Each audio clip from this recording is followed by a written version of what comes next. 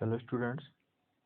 आज हम environment subject के अंतर्गत जो मोस्ट इम्पोर्टेंट टॉपिक्स हैं जिनसे ऑप्शनल क्वेश्चंस बनने की संभावना है, आज हम उनको डिस्कस करेंगे। मेरे ये कुछ नोट्स हैं जो मैं आपको पीडीएफ के माध्यम से और वीडियो के फॉर्म में यूट्यूब पर प्रोवाइड करा रहा हूँ। आशा करता हूँ ये सारी जो वीडियोस मैं अपलोड कर रहा हूँ ये आपके लिए लाभदायक सिद्ध हो रही होंगी और साथ ही साथ आपकी जो ज्ञान की जो क्षमता है उसे भी बूस्ट कर रही होंगी। तो समय को ज़्यादा वेस्ट न करते हुए हम शुरू करते हैं।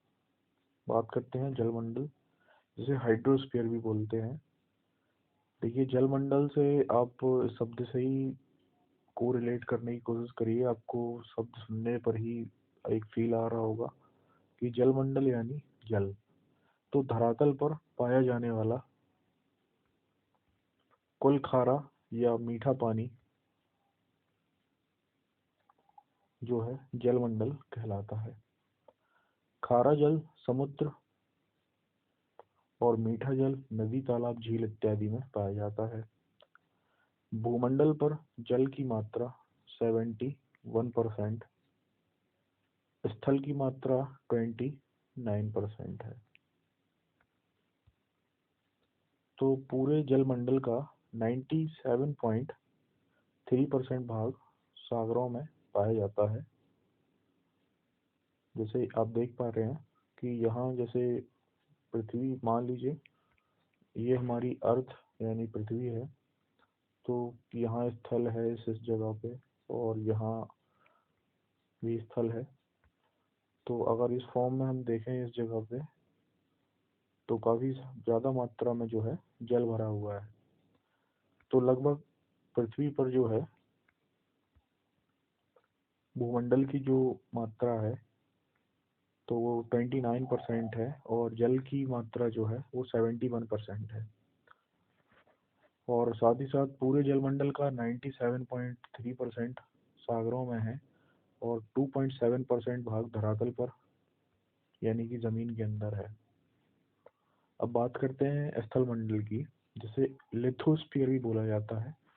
पृथ्वी की ऊपरी मोटी परत, जैसे ये मान लीजिए पृथ्वी है और इस पृथ्वी की जो ऊपरी मोटी परत है ये साइड साइड से बाहर बाहर की ओर जो सेल से बनी होती है स्थल मंडल कहलाती है। ये जो बाहर बाहर की ये परत है जो हम और आप लोग रोजमर्रा की जिंदगी में ऊपर ऊपर से जो देखते हैं, तो ये बाहर की जो परत है ये स्थल मंडल कहलाती है।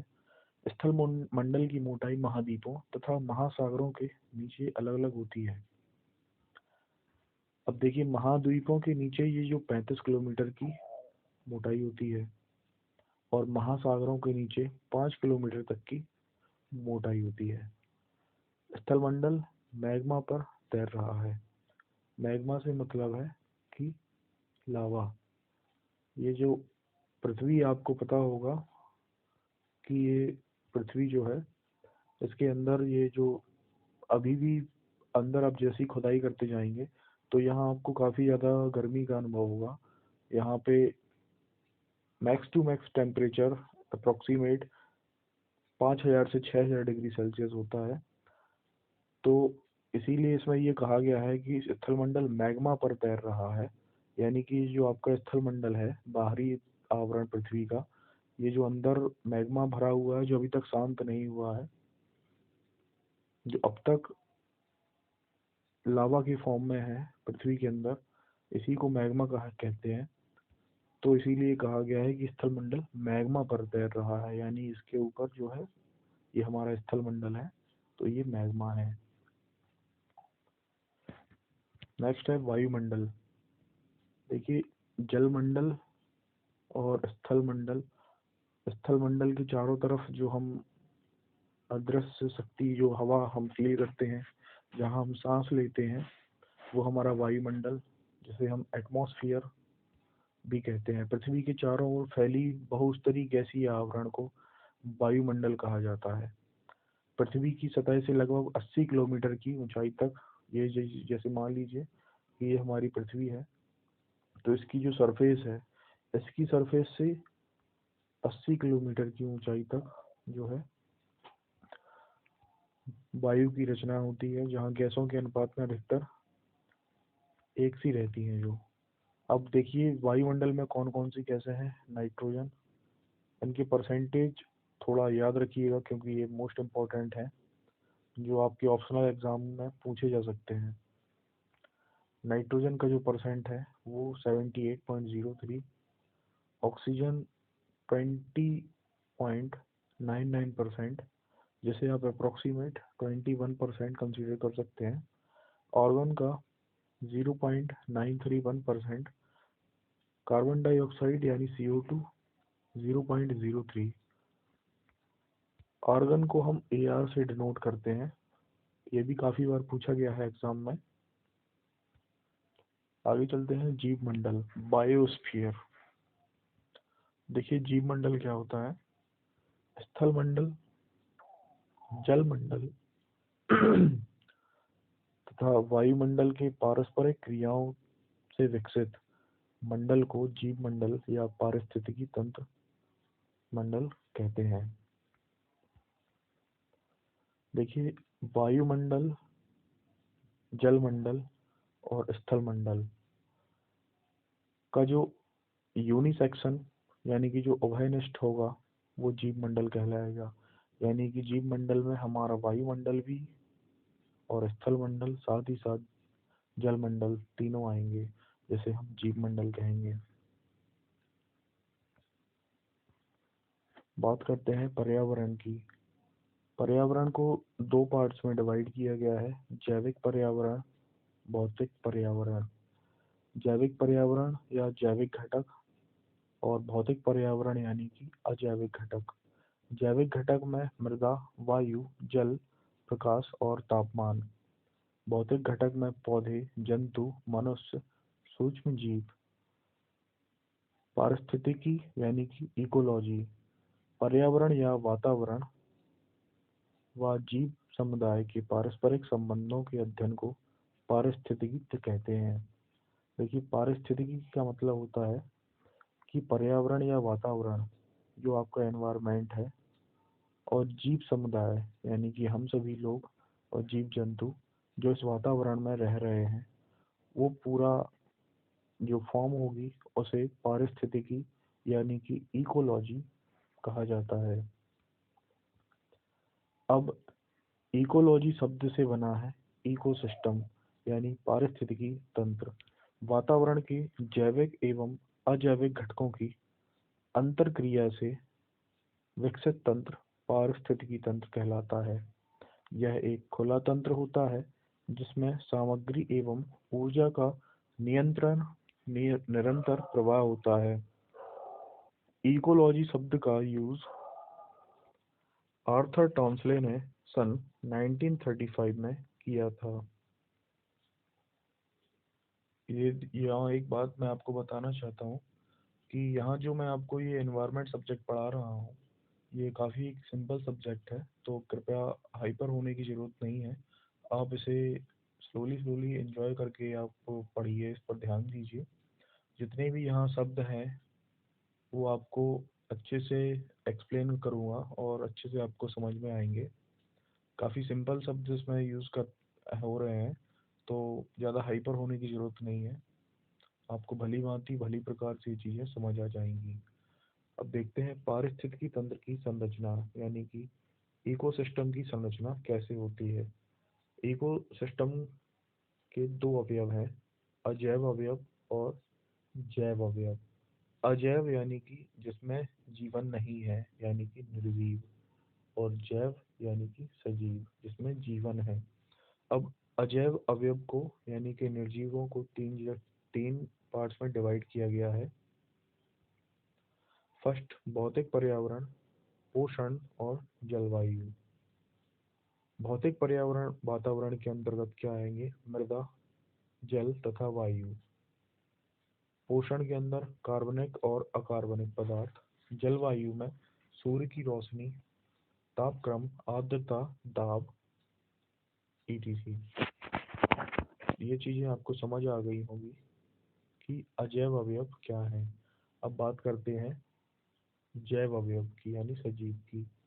इसमें भी 3 कैटेगरी में इसे डिवाइड किया गया है। उत्पादक, उपभोक्ता, अपघटनकर्ता।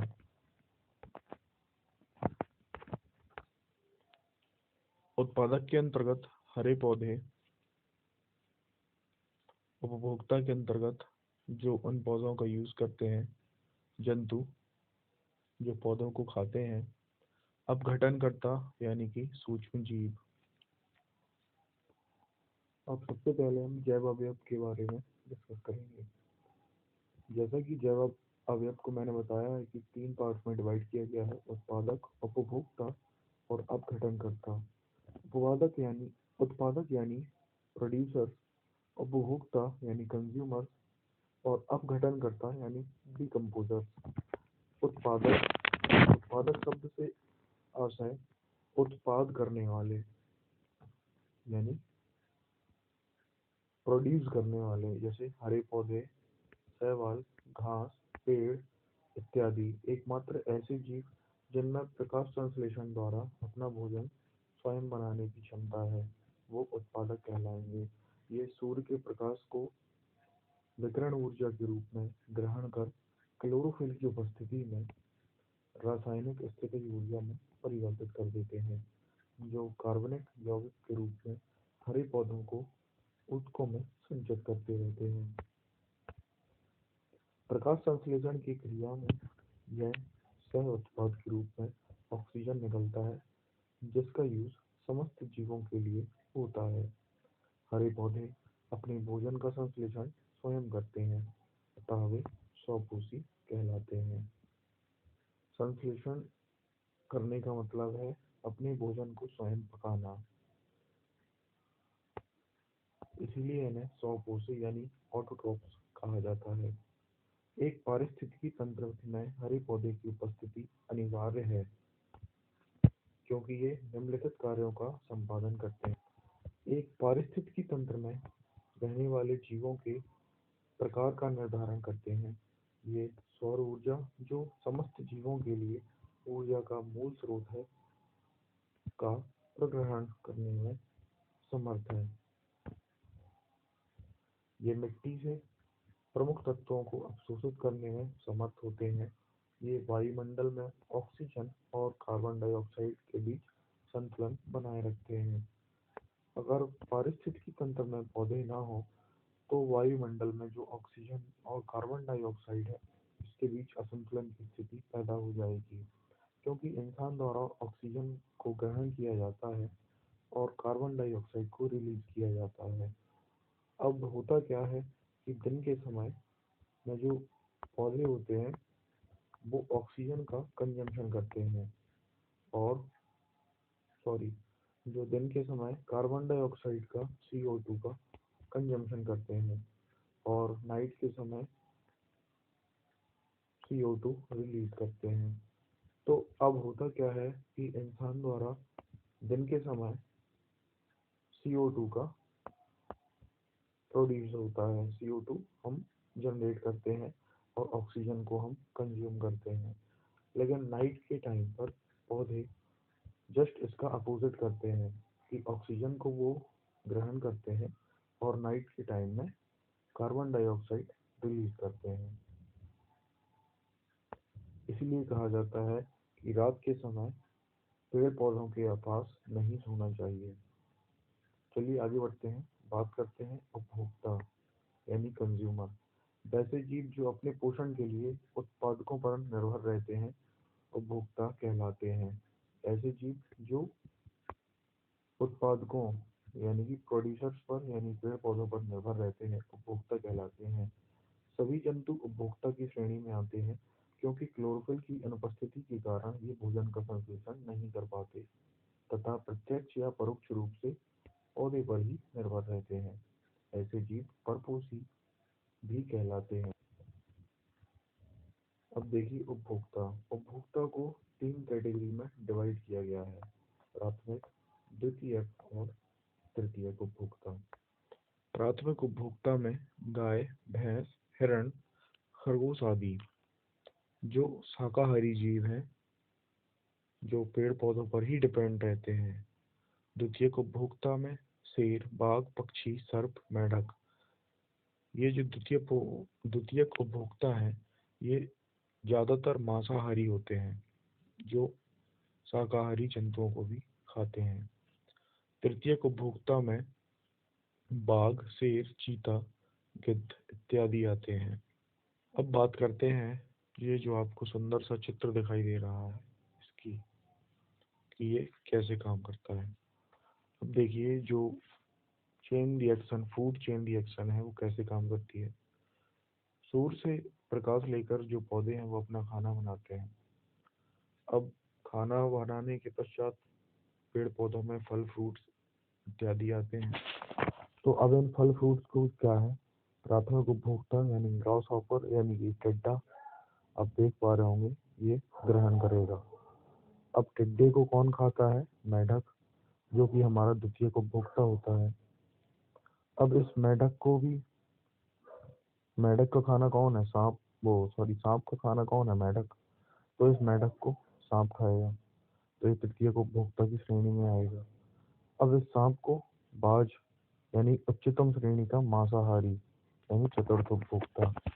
अब ये जो रिएक्शन है, ये कंटिन्यूअसली चलती है। पहले सूर्य से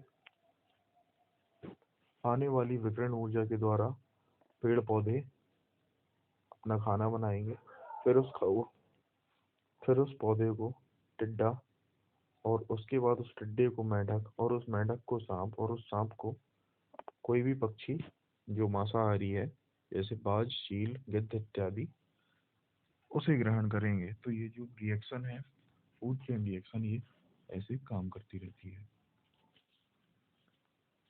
अब बात आती है अपघटनकर्ता यानी कि अपमार्जक की। तो आपने देखा कि लास्ट में उस सांप को बाज ने खाया। अब जब बाज अपनी मौत मरता है, यानी कि जब वो डेथ हो जाती है उसकी, तो उसके बाद वो धीरे धीरे धीरे धीरे करके विघटित होने लगता है। तो वो जो विघटन का काम है, वो अपघटनकर्ता, जिन्हें अपमार्जक भी कहा जाता है, ये करते हैं। तो अब बाज जब अपघटित होकर मिट्टी में मिल जाएगा, तो कहीं से बीज वगैरह या पेड़ पौधे फिर उसी मिट्टी में मिलने पर क्या है, वो ऐसे कंपोस्ट की तरह कार्य करेगा। तो कंपोस्ट में फिर से पेड़ पौधे आएंगे, फिर से वही जो रिएक्शन है वो चलती रहेगी। फिर पेड़ पौधों का जन्म होगा, फिर उसे टिड्डा खाएगा, फिर उसे मेंढक खाएगा, फिर उसे सांप खाएगा, फिर उसे बाज खाएगा, फिर बाज मर जाएगा तो वो अपघटित हो जाएगा। फिर उस अपघटन से कंपोस्ट का निर्माण होगा, फिर वो कंपोस्ट से फिर से कोई नया पेड़ पौधा जीवित हो जाएगा, और ये जो रिएक्शन है वो चलती रहेगी। पौधों और जंतुओं के मृत शरीर तथा जंतुओं के वज्र पदार्थों का जीवाणुओं और कवकों के द्वारा अपघटन किया जाता है, तथा जीवाणु या कवक अपघटनकर्ता कहलाते हैं। वही मैंने आपको जो बताया। अब बात करते हैं आहार श्रृंखला की।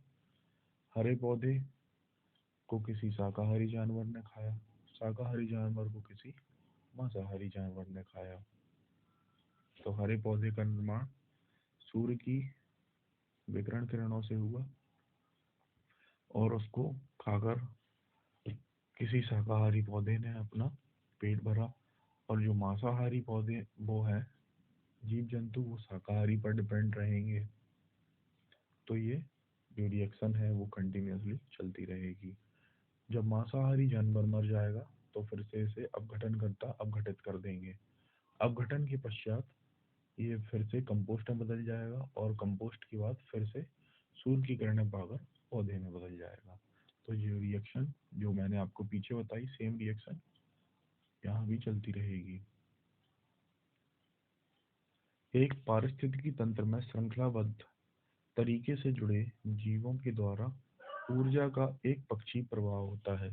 जीवों की इस श्रृंखला को आहार श्रृंखला कहते हैं। एक पक्षी श्रृंखला का एग्जाम्पल देखिए, जैसे घास को खाया टिड्डे ने, टिड्डे को खाया मेंढक ने, मेंढक को खाया सांप ने, सांप को खाया गिद्ध ने। अब दूसरा एग्जाम्पल, पौधे को खाया किसी कीड़े ने, उस कीड़े को किसी चिड़िया ने, और चिड़िया को खाया बिल्ली ने। तो ये जो है जीवों की आहार श्रृंखला है। ये पारिस्थितिकी तंत्र में सामान्यतः एक साथ कई आहार श्रृंखलाएं पाई जाती हैं।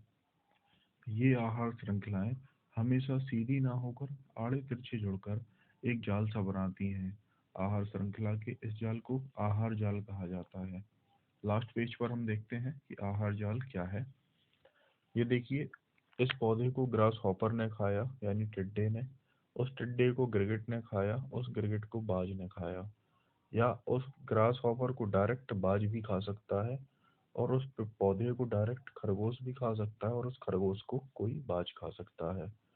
या उस पौधे को, या उसमें जो पौधे में जो फल फ्रूट है, तो उसे चूहा खाएगा, उस चूहे को कोई सांप भी खा सकता है, या कोई बाज खा सकता है। तो ये आहार श्रृंखला जो है सीरीज में नहीं है, इसीलिए हम इसे आहार जाल कहते हैं।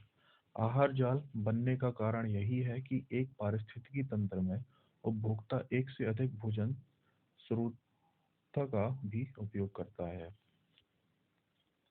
यानी कि जो उपभोक्ता है वो एक से अधिक भोजन स्रोत का भी उपयोग करेगा।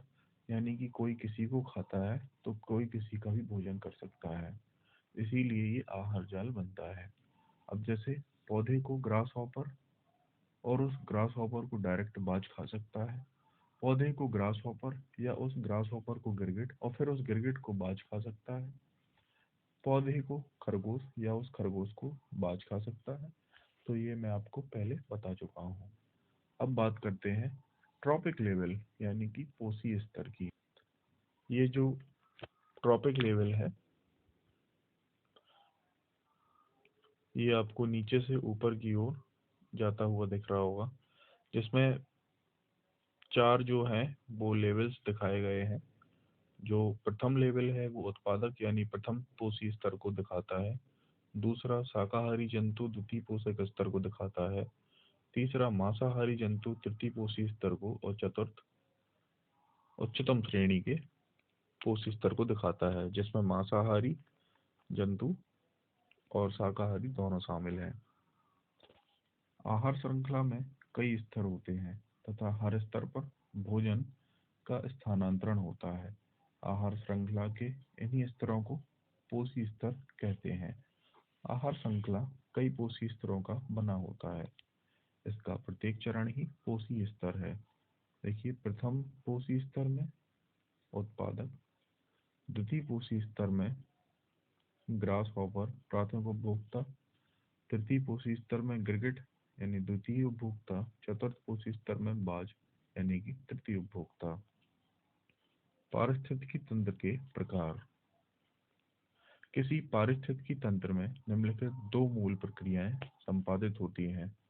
नंबर एक, सौर ऊर्जा।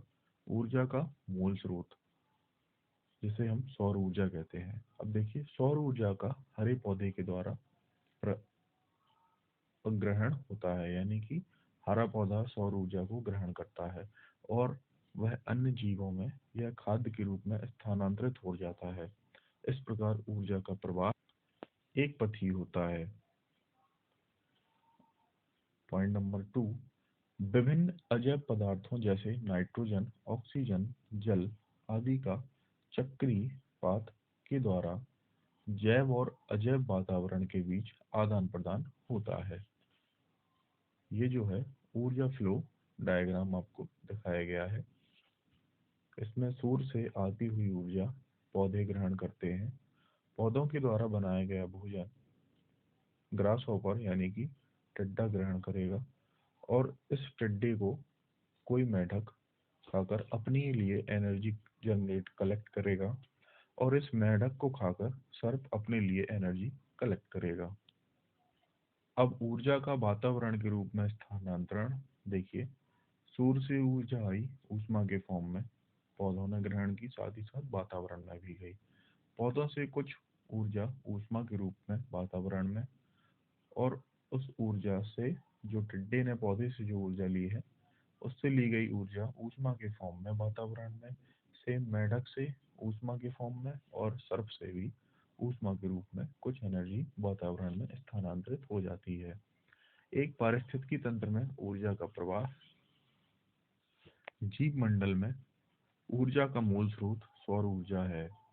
पृथ्वी तक पहुंचने वाली सौर ऊर्जा के एक अत्यंत छोटा भाग, करीब 1% को हरे पौधे प्रकाश संश्लेषण के द्वारा रासायनिक ऊर्जा में बदल देते हैं।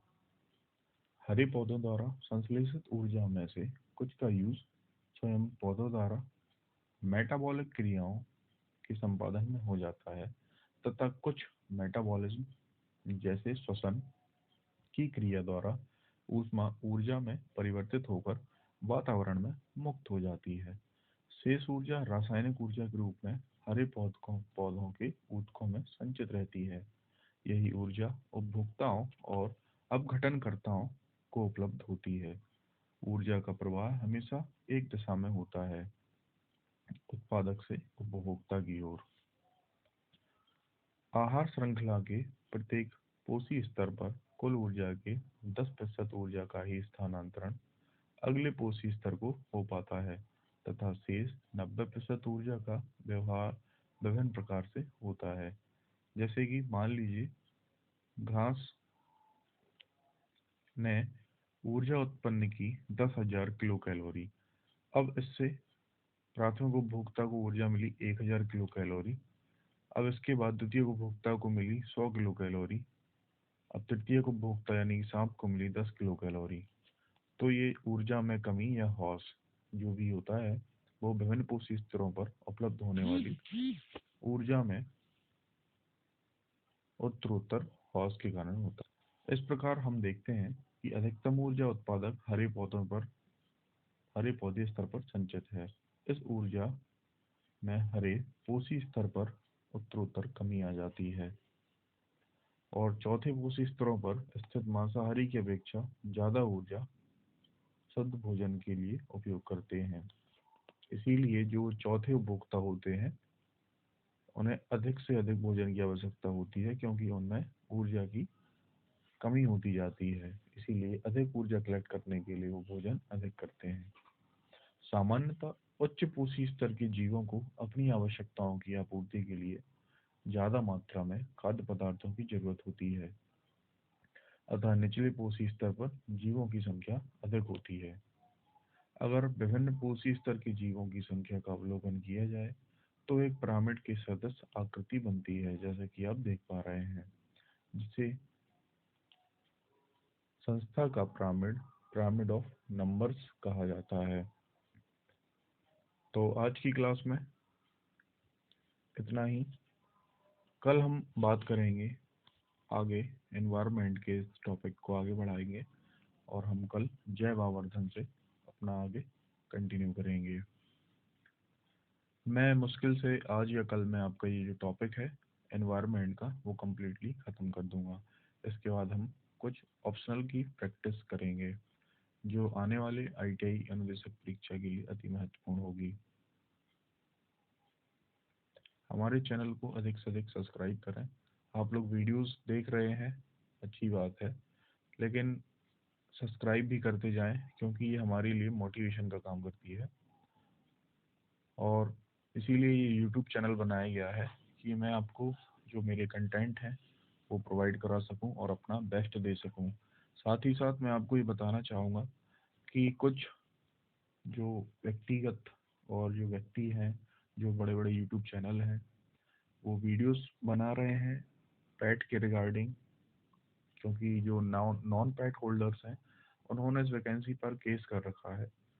तो मैं आपको बता दूं कि ये जो वैकेंसी है वो 99.99% आपकी फुलफिल की जाएगी। तो आप अपनी तैयारी को बनाए रखें, किसी के बहकावे में ना आए, जिससे आपका जो तैयारी है वो डिस्टर्ब हो। ऐसा कुछ भी ना करें। आप अपनी कंटिन्यूटी बनाए रखें और कंटिन्यूसली अपनी पढ़ाई को सुचारू रूप से जारी रखें। चैनल को अधिक से अधिक शेयर और सब्सक्राइब करें। Thank you.